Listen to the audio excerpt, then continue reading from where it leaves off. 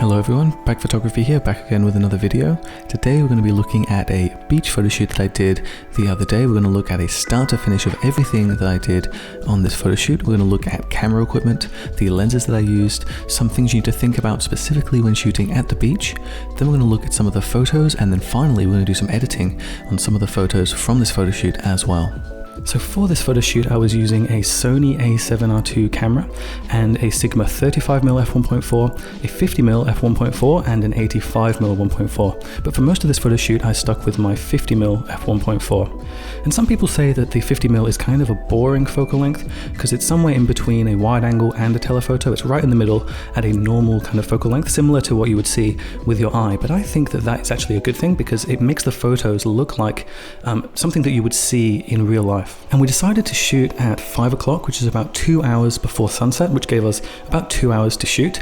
And the reason we did that is because the sun will be the lowest in the sky that it will be all day. And that means that we can get the nicest warm and soft light in our photos, because when you're shooting at the beach, particularly when the sun is setting out to the water, you're going to have some really harsh sunlight because there's nothing blocking the sun and there's not going to be anywhere to have shade in your photos as well. So making sure that the sun is really nice and low in the sky is going to make sure you have the nicest light for your photo shoot. And one thing that we're doing here as well is making sure not to shoot directly into the sun, particularly in the time of the day where the sun is higher, so around 5 to 6 o'clock, and that's just so we could have nice contrasty images and we're not losing any of the contrast from shooting directly into the sun.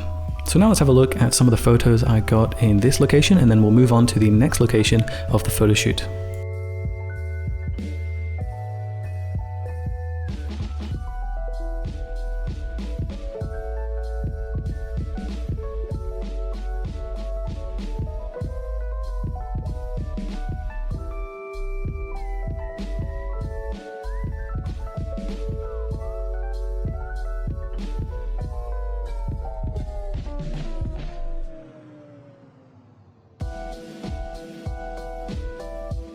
So let me know which one of those photos you think is the best photo. I really like all of them because the lighting is nice and soft, and we were getting some nice cloud coverage over the sun, which meant we had some really nice soft light.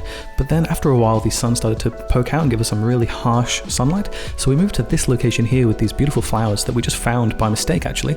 So that was a really happy little accident, and we got some nice photos here before moving over to the rocky area of the beach to get some more photos. So if you're enjoying the video so far, I'd really appreciate it if you left me a like and subscribe. That really helps me out a lot in the YouTube algorithm, so thank you very much for subscribing. The main reason we moved to this location is because the sunlight was kind of ruining the lighting conditions on the beach, and I think it's an important tip to remember that if you're doing a beach photo shoot, there's often going to be some nice areas off the beach as well, just around that sort of area, because you'll often find foliage and interesting flowers and nice architecture, all those sorts of things around the beach area, as well as some nice photo shoot locations on the beach itself.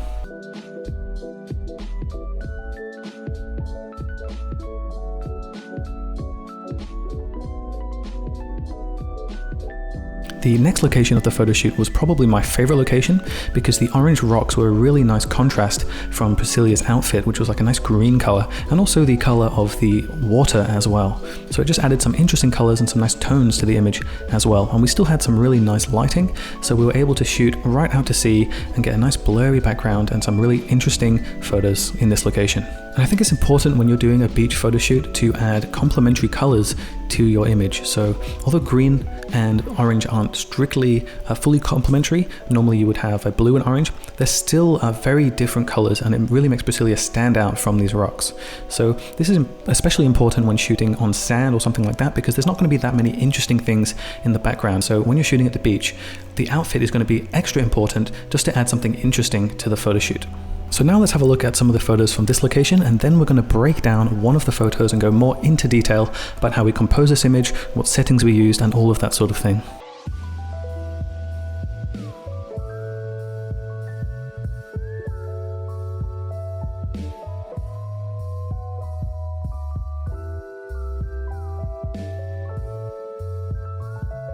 So this is the photo we're going to be looking at in detail, and we're also going to edit this photo at the end of the video. And there's going to be a link to the raw files from this photo shoot in the description as well if you'd like to edit along at the end of the video. I really like this photo because we have some rim light, as you can see on Priscilla's left shoulder, her left, so our right. and that adds a three-dimensional look to the image. I like that the surrounding rocks are kind of framing her as well, so it's giving something interesting in the background to look at as well.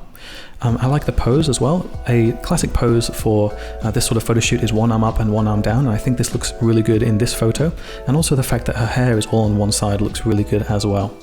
Overall, I really like the lighting of this image too. Everything is nice and even, and just that little bit of rim light in the back really adds something to this image as well. So the settings for this photo were an aperture of f1.4, a shutter speed of 1/1000th of a second, and an ISO of 100. So we shot at f1.4 to really blur out the background, and that makes Priscilla here in the foreground much more sharp compared to the background, and that draws the attention of our viewer. We shot at 1/1000th of a second because it was a really bright day outside, and an ISO of 100 just to get a nice exposure in the image, and shooting at the lowest ISO possible means that we're going to get the best detail in the photo and the least amount of noise as well. And if you're unsure on any of the terminology I just used, I've just released a photography course from absolute beginner all the way to an advanced portrait photographer. It's going to teach you everything you need to know about lighting, about all the camera settings inside your camera, all the equipment you're going to use, everything about camera settings, everything about lighting equipment, everything about camera equipment, lenses, everything you would need to know.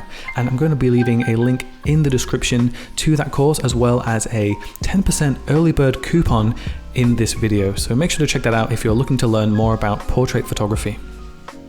And you can see in this footage here, I'm trying to get my camera as low down as possible so that I can get a nice perspective in this image, because if I was shooting from really high up down into the image, the background wouldn't be as far away, so the photo wouldn't be as blurry in the background, and I think the perspective would just look a little bit unnatural compared to what you would normally see with your eyes.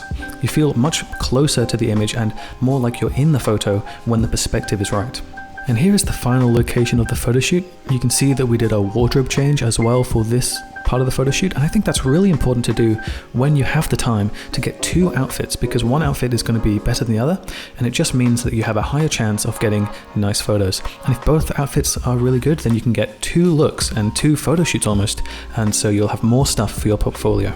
And because it was towards the end of the shoot, Priscilla decided to wet her hair to give her a new look for these photos as well. And I think that was really good because it meant that it looked like we did two photo shoots and we have two completely distinct looks in this shoot. Because it was the end of the shoot and the sun was almost underneath the horizon, we had the best lighting conditions in this part of the shoot. So we were able to shoot in any direction that we wanted, not just in an angle that was slightly to the left or slightly to the right of the sun. So that gave us a lot of flexibility to take photos in exactly the right angle and have the best background in our photos. So now let's go into Photoshop and have a go at editing one of the photos from this photo shoot. So the raw files are going to be in the description if you would like to edit along on this video.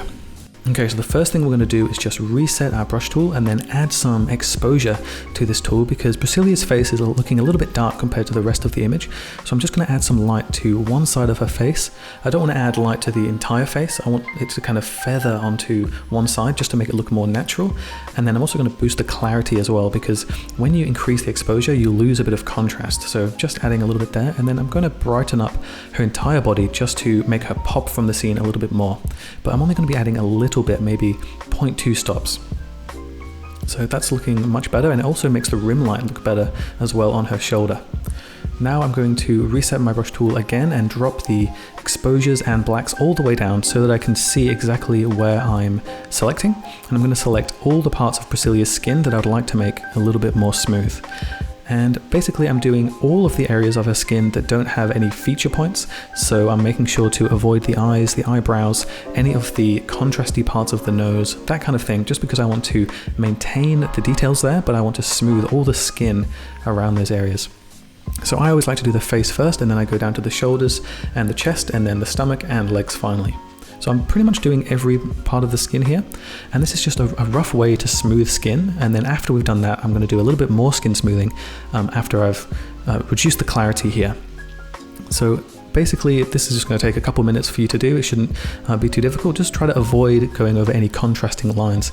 Otherwise, when you reduce the clarity, it's going to look like it's out of focus and a bit soft and unusual.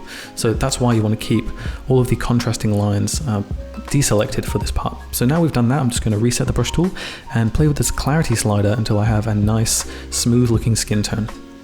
So the next thing I'm going to do is I'm going to draw focus to the eyes, and the way I'm going to do that is I'm going to add some clarity and just drop the shadows and exposures a little bit on the eyebrows, because the eyebrows frame the face, so you have to make them a little bit more bold. And then what you can do is make the eyes a little bit brighter as well. And the way that you make the eyes a bit brighter, well, the way I do it is I just add a little bit more exposure and a little bit of clarity, so that adds contrast to the image and brightness to the image as well. And just make sure that these changes are subtle, otherwise it might look a little bit strange. So next we're going to add a little bit more blue and green to the image, just to make Priscilla's bikini pop a little bit more from the photo as well. We're going to make sure not to increase any of the orange colors, because that will mess with the skin. But all the other colors we are able to change, and that will just make the image look a little bit more bright and more colorful. And what I'm doing here is just making the hair a little bit darker. I'm adding clarity because that increases the highlights and whites as well. So any bright areas of the hair are going to stand out a little bit more. So that's everything that we're going to do for Photoshop, Camera Raw.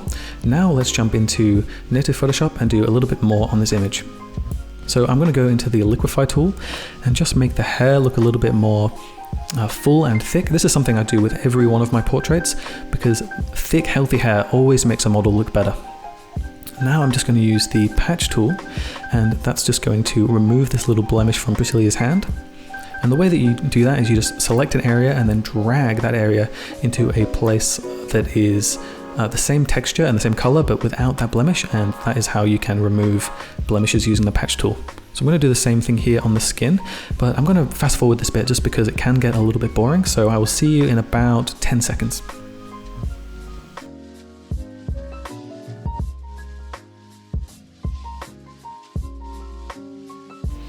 Okay, so that's everything for the patch tool. I'm just going to remove a few of the distractions in this image as well. Just make the sand look more smooth and a little bit cleaner looking as well. Okay, so this photo is almost done. One last thing we're going to do is just make a selection of Priscilla, and then we're going to inverse the selection so that we have selected everything apart from her. And then we'll add some more blur to this photo just to make Priscilla stand out even more from the image.